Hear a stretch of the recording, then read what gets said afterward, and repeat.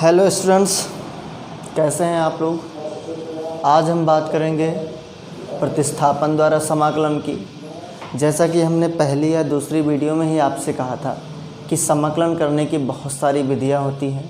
पहली तो समाकलन ही होती है, दूसरी प्रतिस्थापन द्वारा समाकलन, तीसरी खंडशः समाकलन, चौथी समाकलन क्रमशः और पाँचवीं निश्चित समाकलन। इसके बीच में एक और विधि आती है आंशिक भिन्नों द्वारा समाकलन, जिसकी चर्चा हम करेंगे। पहले तो आज देखते हैं, इसके पहले हमने समाकलन पढ़ाया था, समाकलन के रूल बताए थे। उसके बाद 7.1 एक प्रश्नावली भी हमने पूरी की है। अब दूसरी प्रश्नावली पूरी करने से पहले हमें प्रतिस्थापन द्वारा समाकलन सीखना होगा। तो प्रतिस्थापन द्वारा समाकलन सीखने के लिए एक बात ये नोट कर लीजिए कि आपको जो है अवकलन आना अनिवार्य है। अवकलन आना बहुत ज़रूरी है। यदि आपको अवकलन नहीं आता है तो आप जो है कक्षा 11 की उससे जो आपका पिछली बुक है उससे थोड़ा पढ़ सकते हैं।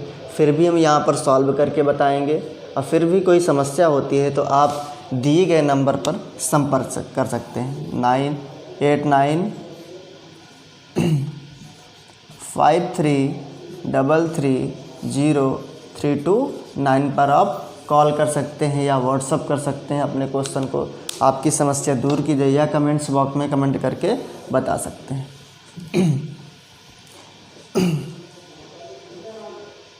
एक चीज़ और, ये जो प्रतिस्थापन द्वारा समाकलन है उसमें ये 4 जो फार्मूले लिखे हुए ये मुख्य रूप से यूज किए जाते हैं।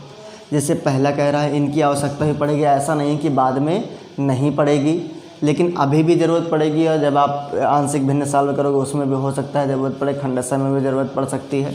तो पहले tan x इसकी बात करते हैं। तो समाकलन tan x dx = log mod of sec x plus c।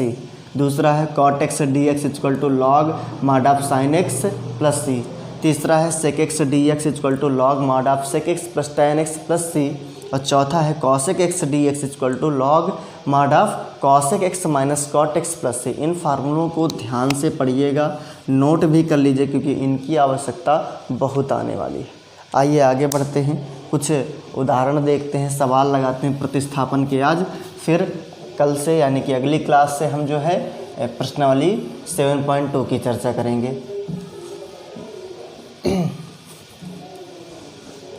पहला क्वेश्चन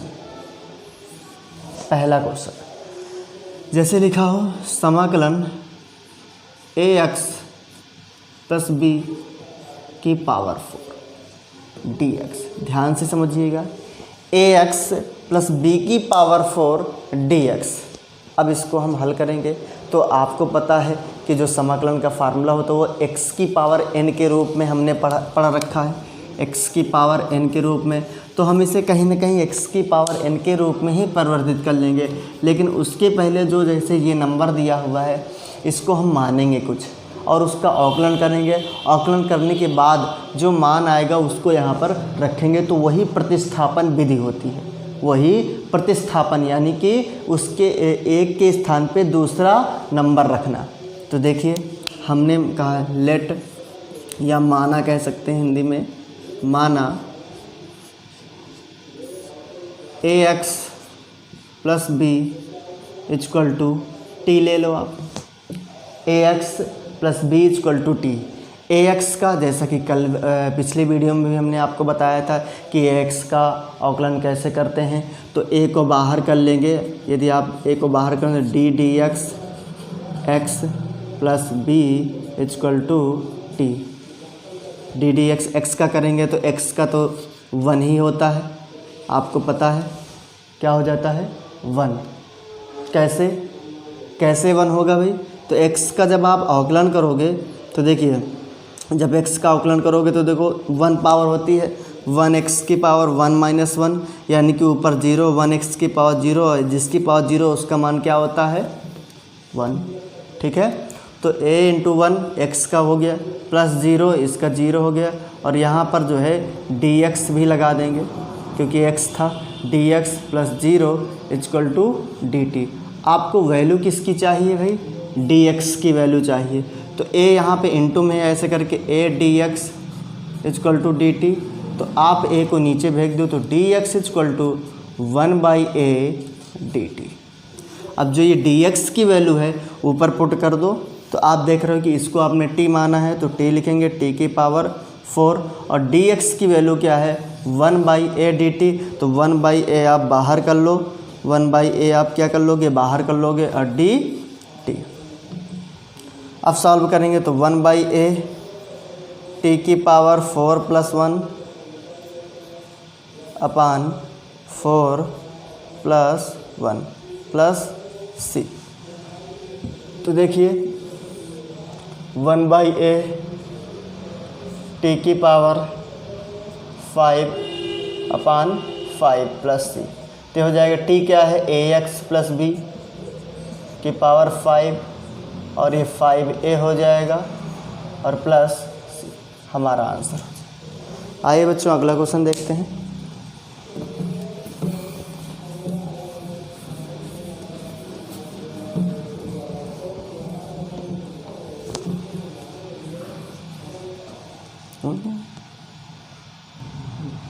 आइए बच्चों क्वेश्चन नंबर दूसरे की बात करते हैं। ये उदाहरण है, हम आपको बता रहे हैं, यानी कि समझने का तरीका उदाहरण, बुक के उदाहरण नहीं, हम आपको ऐसे ही कुछ एग्जाम्पल दे करके बता रहे हैं ताकि आप प्रतिस्थापन की विधि को समझ पाएँ।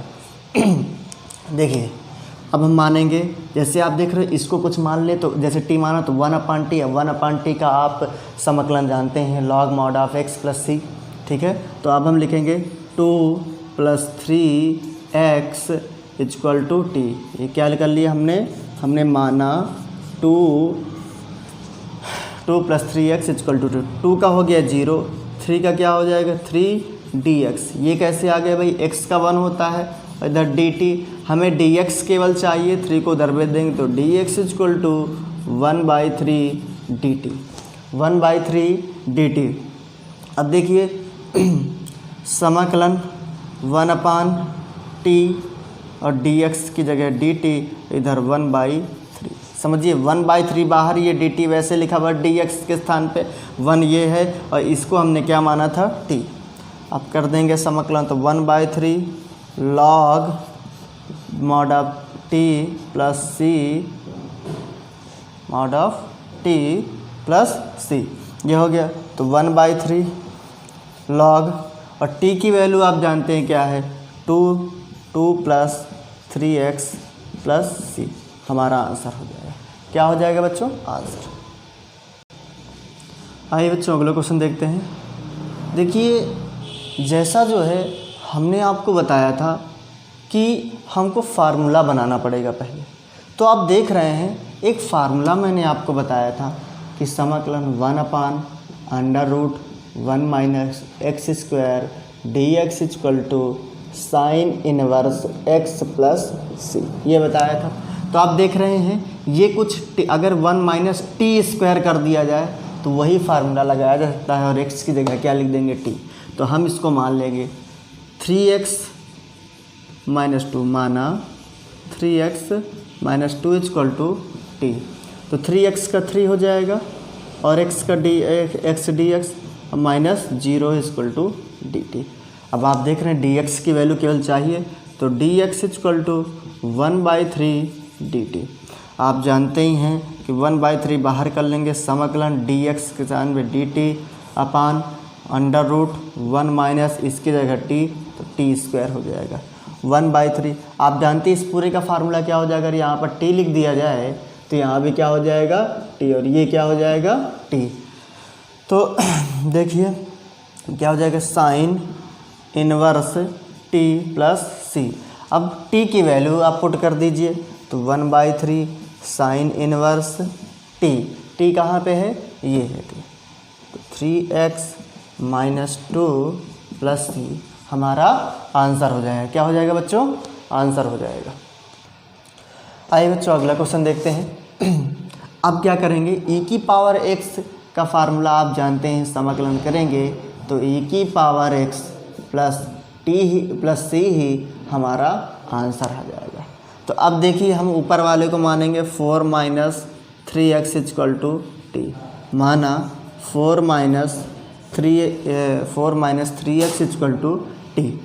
तो देखिए 0 - 3 dx d t d x equal to -1/3 d t, -1/3 ये ऊपर कर देंगे तो -1/3 आप बाहर कर लो, समाकलन e की पावर t और dt कर दो। समझ में आया? dx की जगह हमने इतना लिख दिया और e की पावर t तो -1/3। अब e की पावर t की आप समाकलन जानते हो, e की पावर t प्लस c, तो देखिए -1/3 e की पावर t यानी कि e की पावर 4 - 3x और प्लस c हमारा आंसर हो जाएगा। क्या हो जाएगा बच्चों? आंसर हो जाएगा। आइए बच्चों अगला क्वेश्चन देखते हैं। अब देखिए हमको यहाँ पे ऐसी संख्या लेनी है कि कुछ मानने पर ऊपर वाली या नीचे वाली संख्या मिल जाए। तो आप देखिए यदि इसको मानोगे, इसका अवकलन करोगे तो ये 3x की पावर 2 हो जाएगा, जो कि आ नहीं पाएगा। यदि इसको मानते तो ये 0 और ये क्या था 4x क्यूब मिल जाएगा हमें। तो देखिए अब इसे ही मानेंगे। कुछ देख कर के मानते हैं कि हमें कैसे मानना है कि ऊपर वाली संख्या मिल जाए। ये दूसरे टाइप के क्वेश्चन है अब, ठीक है। अब क्योंकि अभी तक हम बता रहे थे कि जो है इसके साथ मिलेगा नहीं, अभी तक सिंपल क्वेश्चन बता रहे थे। अब क्या है कि अब एक का अवकलन करोगे तो दूसरा नंबर कोई ना कोई गुणे में होगा या भाग में होगा, वो अपने आप मिल जाएगा। तो आप देखिए 4 - x की पावर 4 इक्वल टू टी, क्या हो जाएगा 4 - x की पावर 4 इक्वल टू टी। तो ये 0 हो गया, माइनस वैसे लगा 4x³ dx equal to T. हमने क्या कर दिया? अवकलन कर दिया। क्या कर दिया भैया? अवकलन किया। -4 नीचे भेज दो तो x³ dx -1/4 dt, इसकी वैल्यू क्या आ गई? -4 1/dt। तो देखिए ये इतना लिखा हुआ है, इसकी जगह -4 1/4 बाहर कर लेंगे, dt ऊपर और नीचे t क्या कर लेंगे भैया? t। आप जानते हो -1/4 और 1/t यानी कि d/dt का क्या हो जाएगा? log t plus c। अब आप वैल्यू रख दीजिए किसकी? t की वैल्यू क्या है? 4 - x की पावर 4 प्लस c। यही हमारा आंसर हो जाएगा। आइए बच्चों अगला क्वेश्चन देखते हैं। अब देखिए इस क्वेश्चन में हमें ये देखना है कि किसको मानने पर क्या प्राप्त हो सकता है। तो आप cos, जैसे देखो sin x को मानते हो, sin x से आप cos x तो ला सकते हो, लेकिन cos² x नहीं आ सकता। आप ही सोचो, sin x मानोगे, अवकलन करोगे, cos x तो आ जाएगा हमारा, 100% आ जाएगा, बट cos² x नहीं आएगा। लेकिन यदि cos² x मानते हो तो sin x जरूर आ जाएगा। क्या आ जाएगा बच्चों? sin x जरूर आ जाएगा। एक मिनट। तो देखिए अब हम जो है sin x से cos² x नहीं आ सकता है, लेकिन cos x से sin x ज़रूर आ सकता है। तो देखिए हम मानेंगे, माना cos x इक्वल टू टी। क्या मानेंगे बेटा? cos x इक्वल टू टी। अब आप जानते हैं cos x का जो अवकलन करते हैं हम, minus sin x dx equal to dt, क्या हो जाएगा? -sin x dx equal to dt। आपको क्या चाहिए? माइनस को उधर भेज देंगे, बाकी पूरा यही लिख देंगे। तो sin x dx equal to -dt। अब देखिए इसको हमने t माना तो t, अब इसमें स्क्वायर तो लगाया नहीं तो इसलिए स्क्वायर कर देंगे, dt और माइनस बाहर कर देंगे। तो -t² क्या यानी कि t2 + 1/2 + 1 plus c, minus t की पावर 2 यानी कि t की पावर 3/3 प्लस c। तो देखिए बच्चों हमने जो है ये एक और क्वेश्चन किया है। अब देखिए आपको एक बात मैं और बताना चाहता हूँ कि समाकलन की कई सारी विधियाँ मैंने आपको बताई हैं, जैसे समाकलन, प्रतिस्थापन समाकलन, उसके बाद आंशिक पर आधारित भी क्वेश्चन आ जाते हैं, खंडशः समाकलन, समाकलन क्रमशः और निश्चित समाकलन। तो ऐसे एक एक करके हम सबको बताएंगे, लेकिन प्रश्नावली की ओर भी देखना हमारे लिए बहुत ज़रूरी है। इसलिए मैं ये भी कहना चाहता हूँ कि हर प्रश्नावली के पहले जो भी रूल लगेंगे वो मैं आपको बताता रहूँगा। ये जो 6 सवाल मैंने आपको बताए हैं इन्हें बहुत ही ध्यान से पढ़िएगा, समझिएगा, क्योंकि प्रतिस्थापन में बहुत काम आने वाले हैं। और यदि आपके पास कक्षा 11 की बुक है तो वहाँ से अवकलन के सूत्र ज़रूर से ज़रूर पढ़ लीजिएगा, क्योंकि ये नहीं हो सकता कि जितने मैंने 6 सवाल बताए इन्हीं में से कोई फार्मूला यूज हो जाए, दूसरा भी हो सकता है। इसलिए चलिए उन फार्मूलों को पढ़ के आइएगा। अगली वीडियो में हम अपनी प्रश्नावली 7.2 की बात करेंगे, जो प्रतिस्थापन द्वारा समाकलन होता है जिस पर। तो ठीक है, धन्यवाद।